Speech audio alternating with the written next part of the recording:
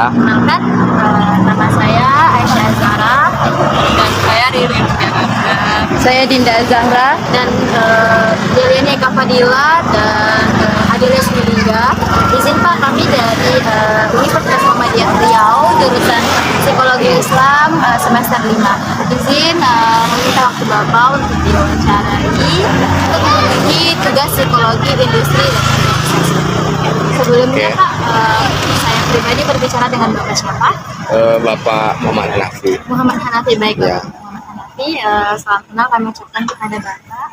Izin Pak, kami di Ya. sini ingin mewawancarai Bapak untuk memenuhi tugas akhir semester ini. Oke. Bapak, kami ingin menanyakan jenis usaha apa saja sih yang Bapak miliki? Alhamdulillah saat ini kita ada beberapa usaha.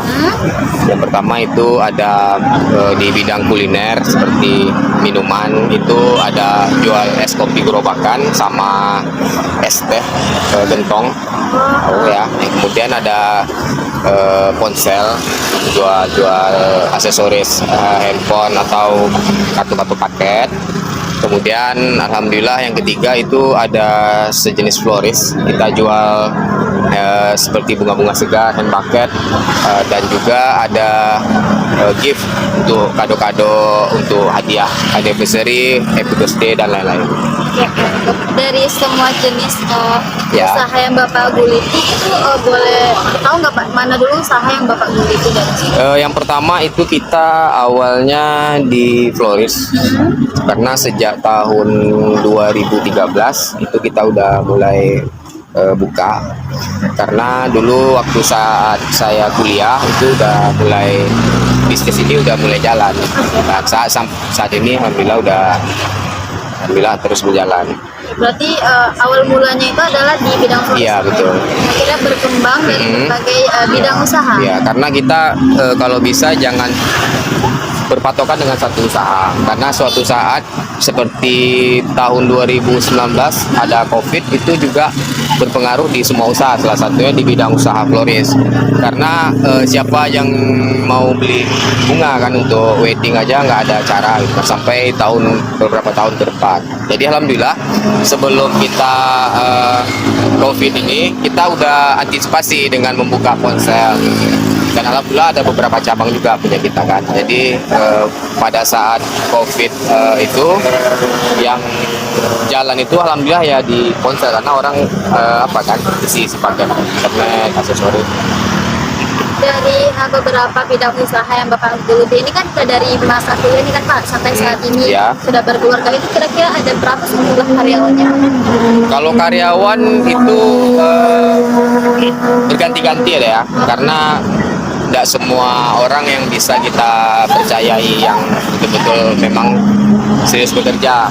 Tapi untuk saat ini alhamdulillah kalau untuk karyawan lebih dari 10 orang.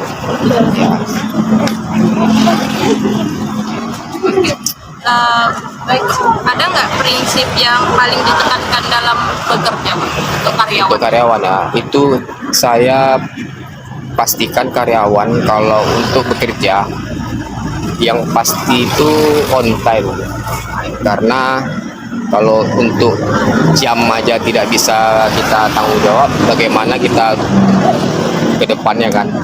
Jadi saya pastikan anggota saya alhamdulillah untuk saat ini itu alhamdulillah on time semua kalau untuk masuk kerja. Yang penting kita kejujuran juga, waktu, kejujuran, dan kerjasama antar tim, saling bersatu gitu. Nah, pernah nggak terjadi konflik kerja dalam misalnya di floris atau di Pernah, salah satunya itu di ponsel. Yang sering itu di ponsel saya, karena ya namanya beda prinsip kan pasti ada kan, apalagi di ponsel itu kan kita ada karyawan yang tinggal di situ. Jadi problemnya kadang orang ini Problemnya di waktu ini kan, waktu mereka di rumah, apakah itu salah satunya berbagi tugasnya tidak rata gitu kan, seperti saling beres, ada yang malas, ada yang apa. Jadi pas ketika di dalam usaha itu, di dalam bekerja itu, ketika ada shiftnya bergabung, mereka nggak akur, jadi sering diam. Nah, itu salah satu problemnya kalau ketika kita memiliki karyawan yang saling berbeda itu pendapat atau berbeda. Kalau untuk cara mengatasinya menurut apa? Kalau kita yang pasti kalau saya biasanya memanggil salah satu. Jadi kita bukan itu satu-satu dulu, kita nasihati, nanti kita tanyain apa permasalahannya gitu kan. Nanti jangan kita satu pedoman aja, tentu kita bertanya juga kan kepada yang temannya yang kelahi tadi kan. Jadi kita tanya sekali dua, tapi satu-satu dulu kita tanya. Nanti ketika sudah dapat problemnya apa, baru kita kumpulin berdua. Jadi apa yang bisa kita selesaikan? Contoh misalkan mereka problemnya waktu di rumah itu kan, mereka saling inilah, satu kerja satu enggak, jadi kita bagi aja tugasnya gitu kan. Hari ini mereka tugasnya apa dan apa. Itu salah satu yang problem yang di ponsel. Tapi kalau untuk yang di toko bunga, alhamdulillah saat ini baik-baik aja sih, karena yang kerja di tempat kita tuh mereka juga udah berteman, udah lama juga berteman. Jadi alhamdulillah tidak ada dengar yang satu jelekan ini, yang satu jelekan ini. Alhamdulillah tidak ada. Ada nggak sanksi atau hukuman ketika karyawan melanggar peraturan dari abang? Oh, pasti ada deh. Yang pasti itu kita kalau untuk telat, kita biasanya itu yang pasti kita kasih teguran, ya kan? Kalau seandainya teguran itu tidak kita adakan denda. Kalau seandainya juga berkelanjutan, ya kita komitmen otomatis tidak bisa kita lanjutkan. Jadi baik apapun alasannya, ya udah kita resign-kan.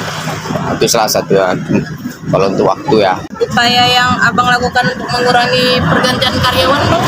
Jadi yang pertama tuh saya pasti menseleksi yang betul-betul orang yang butuh kerja, bukan orang yang sekedar mencari kerja.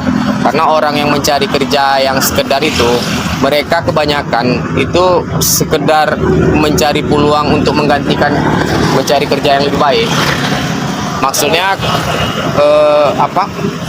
mereka daripada nggak kerja kan, lebih baik kerja seperti kan. Bahkan masih banyak orang yang betul-betul mencari kerja, yang mau kerja sama kita gitu kan. Makanya kita bertanya betul-betul kepada calon karyawan kita, apakah mereka tuh betul-betul memang mau bekerja atau sekedar ingin daripada nggak ada kerja gitu, paham maksudnya kan?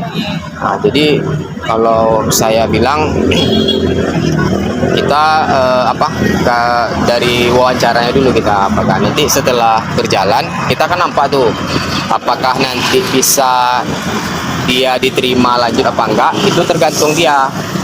Kalau seandainya betul-betul kerja, ia datang tepat waktu, memang serius bekerja kan. Nah, yang penting kita bisa menilai apakah mereka layak bekerja apa enggak. Berarti ada proses trainingnya ya, Bang? Ya, dia ada proses training, itu biasanya saya kasih waktu dalam 1 minggu. Jadi nanti ketika mereka bisa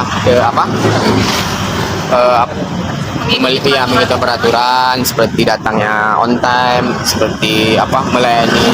Saya juga menekankan kepada semua anggota kita, karyawan, komunikasi yang paling penting. Karena kita mencari orang customer itu langganan kita. Maksudnya itu jangan sampai konsumen kita tuh jadi nggak nyaman.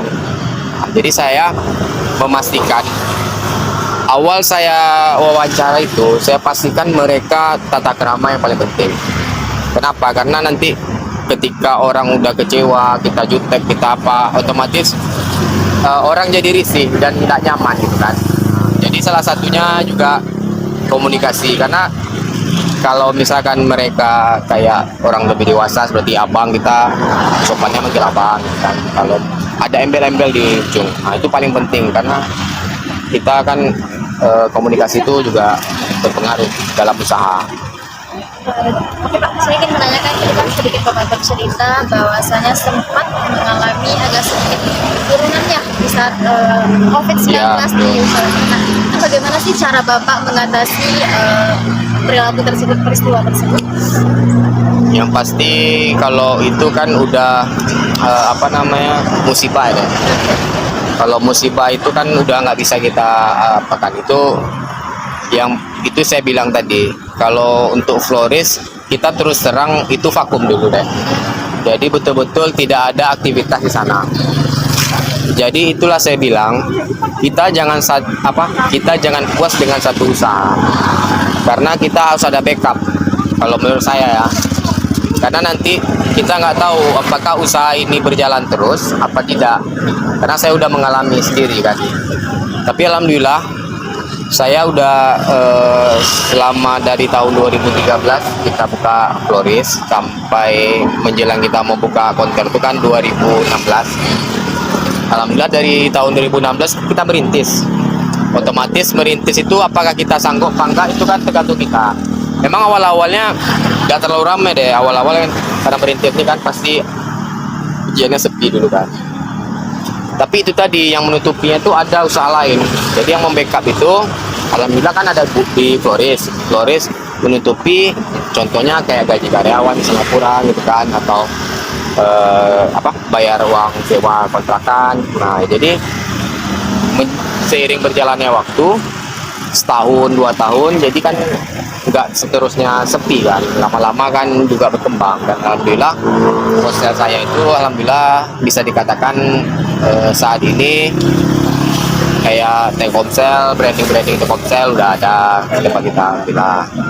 Jadi kayak Smartfriend juga branding udah pernah. Jadi alhamdulillah sekarang udah jalan juga sampai sekarang gitu kan. Ini kan Pak tadi Bapak bilang pasti ada naik turun dalam usaha ini. Nah, Bapak menggunakan sistem apa untuk mempertahankan usaha tersebut agar tidak anjlok, selain dari memanfaatkan usaha satu dengan usaha lain? Intinya kalau saya kayak misalkan nih usaha kita kan udah turun nih seperti florist. Misalkan bulan ini kita omsetnya turun, pasti ada problem. Karena di satu sisi sekarang kalau saya lihat yang sangat berpengaruh dalam usaha itu adalah media sosial. Jadi kita harus kembangkan lagi, berarti ada masalah di promosi kita kan. Jadi saya kemarin memang saya rasa ada perbandingannya. Andai kata kita di media sosial itu bersponsor atau beriklan atau tidak. Jadi saya pernah tidak beriklan selama 1 bulan.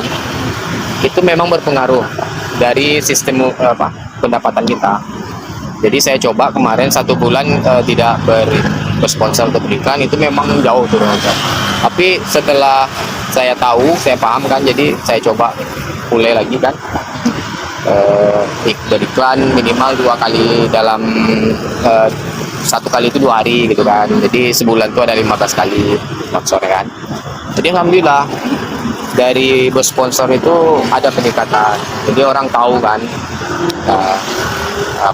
buka florist. Rencana Bapak untuk kedepannya untuk usaha ini maupun usaha yang lainnya apa? Rencana apa? Rencana kedepannya? Yang pasti rencana apa nih Mas? Yang untuk pengembangannya Pak? Oh, pengembangannya. Yang pasti kalau saya itu nambah armada deh. Kayak ini kan kita kan di jalan nih.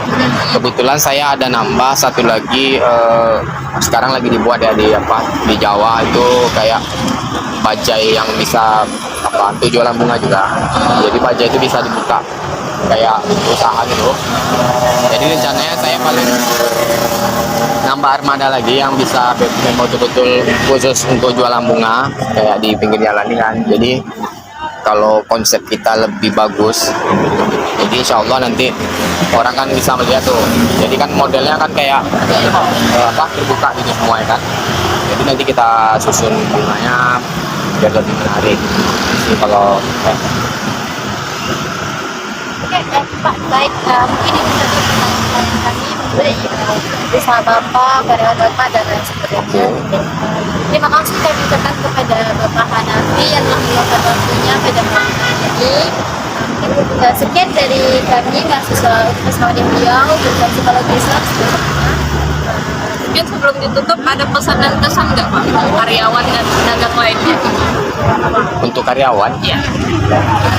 jadi bagi calon karyawan ya atau karyawan yang mau bekerja itu kalau menurut saya pastikan dari dirinya apa kalau bekerja di tempat dimanapun kalian bekerja itu yang penting apa